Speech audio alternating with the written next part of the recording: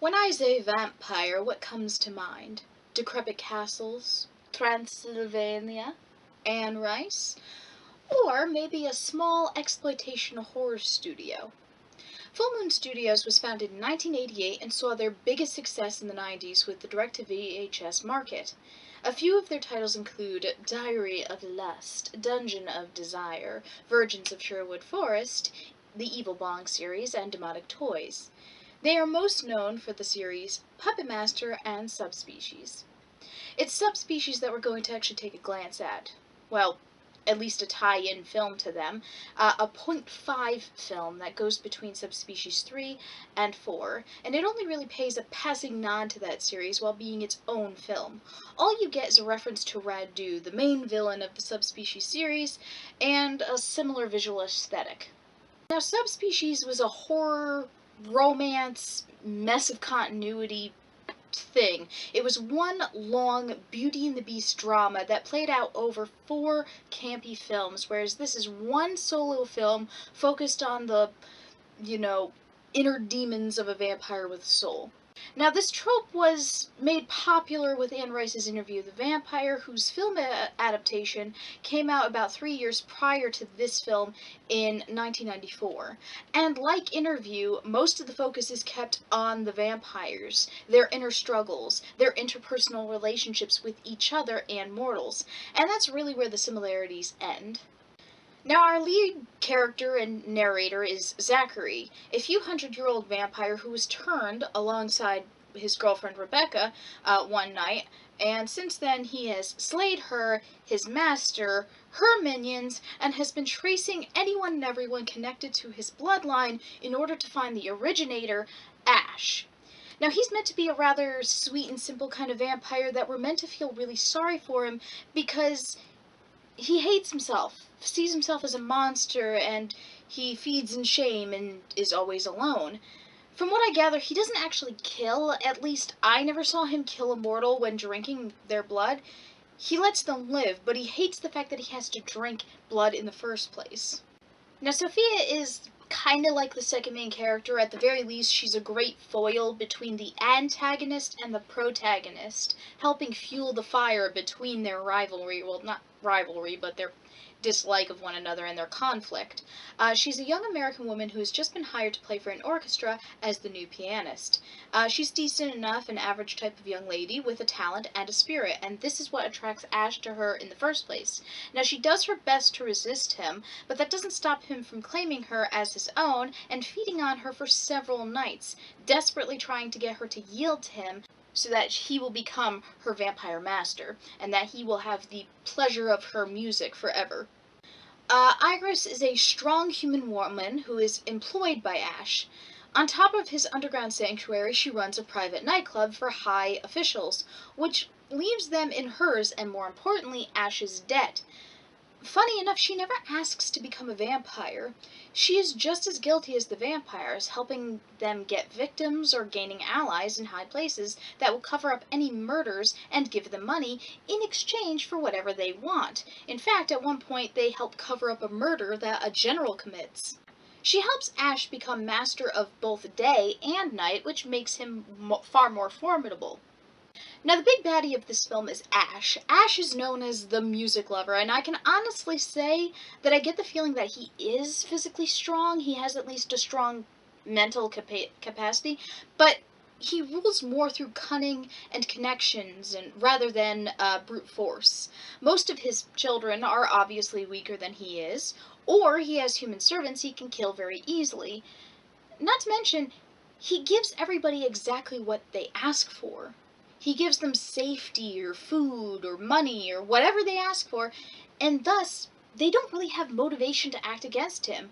They have no reason to, so honestly, he isn't necessarily a strong fighter, and when he does demonstrate strength, it's in short bursts, and usually against somebody who clearly is vastly weaker than he is.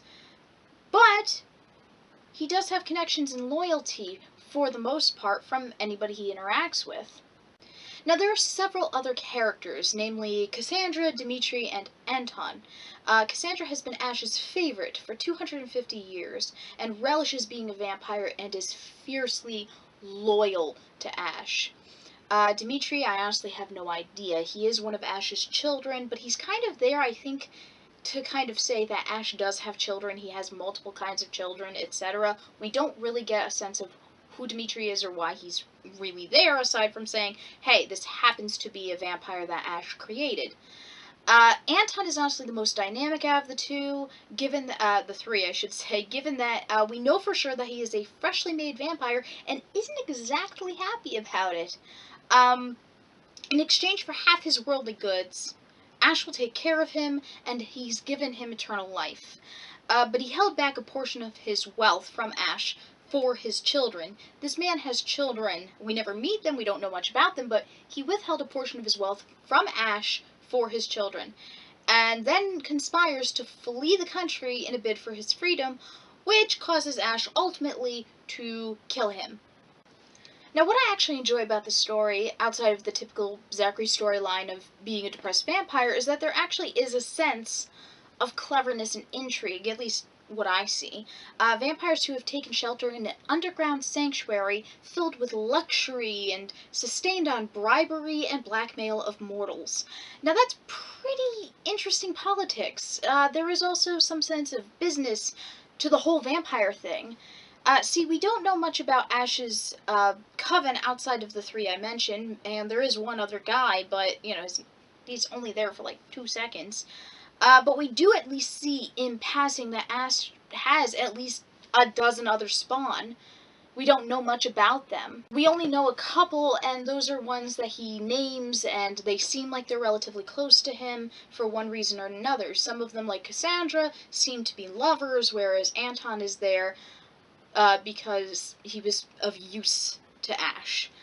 He essentially sells immortality to certain people, which to me is fascinating. He gives Anton immortality because the man essentially paid him to. Ash didn't pick him. That's just interesting. Most of the time, in vampire stories, the vampire stalks and claims a mortal for specific reasons and then pounces. But here, you can buy it. At least if Ash is inclined to give it to you. And if you betray his trust, he'll take it away in a blink. I mean, obviously there are some elements there where we think that he does pick some of his children, like Cassandra, like Sophia, but for the most part, we don't know.